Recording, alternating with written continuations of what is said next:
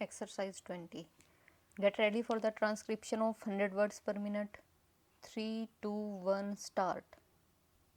If we look at the provision of the Constitution, we will find that this resolution is in pursuance of the provision in Article 312. According to sub-article 2 of the same article, we have now the Indian Administrative Service and the Indian Police Service, which, according to the sub-article, are deemed to have been created by Parliament. Earlier also, we decided to create some other All India services. The reason for the creation of these services have been given by the Honorable Minister, and I entirely agree to them. One other aspect of this question I want to place before this house, and that is that the scale of pay and the prospectus in the All India services will be better than those in the state services, that there will be a wider field of selection, and that the conditions of service and the scale of pay will attract better persons. I know that quite a large number of our young men, doctors, engineers, etc., are still outside the country. Though they are keen to come and serve the country, the service condition in the state services are not such as to attract them.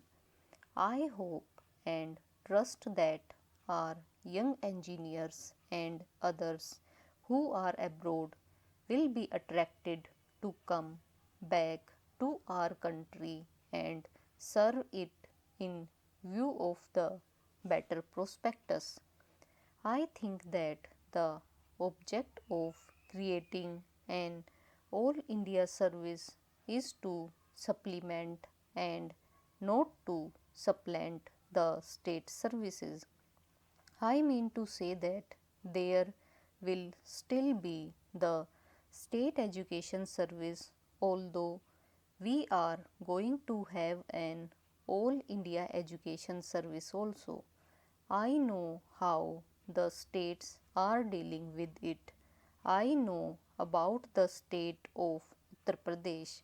As far as education is concerned, we have got a state education service and also a subordinate education service. In the state service, there is class first and class second. There is no direct recruitment to class 1 services generally.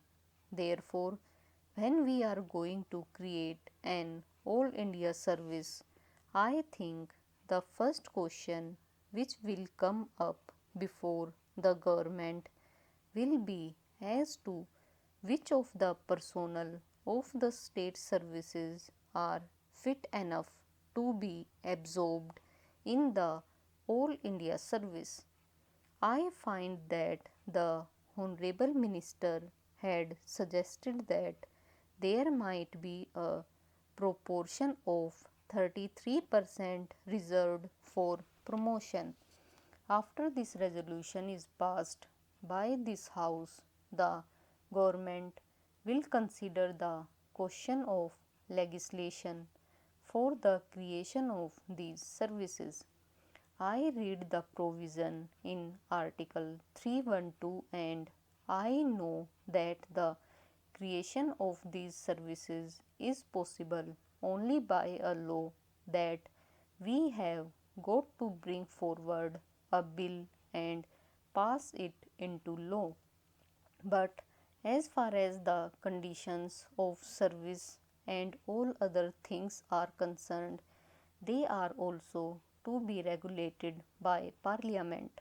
Therefore, My suggestion is that these things should be determined by rules made under the proposed act, and the authority to make the rules should be delegated to the government in that respect, so that after everything has been gone into, a proper decision is made, both in regard to the conditions of service and also the proportion for recruitment, for direct recruitment and by promotion.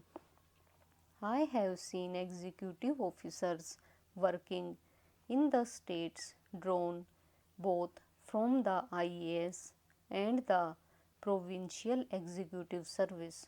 Normally, IAS officers are deputed to the states, and during their posting they are under the control of the states.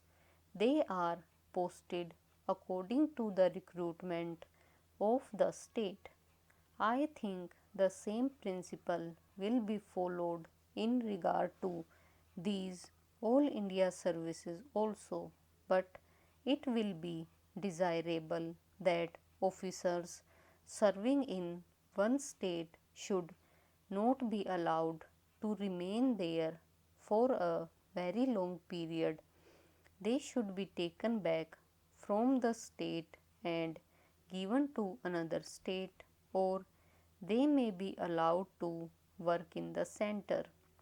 But as far as the administrative control of these officers is concerned, that will be with the states. But at the same time, because they are all India officers, all disciplinary proceedings and actions taken in consequence thereof is to be taken by the central government in consultation with the Union Public Service Commission. There is one thing more, and that is this: although these officers will be serving in the states and will really, to a certain extent, replace the present state officers, still I feel that additional expenditure on administration will be necessary. To think that it will not involve any additional expenditure is, I think, not a correct notion. The finances of the states being what they are, all the elastic resources are with us at the center. It is not possible for the states to bear any further burden. If any additional expenditure is involved in the creation of these services, that burden must be borne by the center and not transferred to the states, because this expenditure is on central service.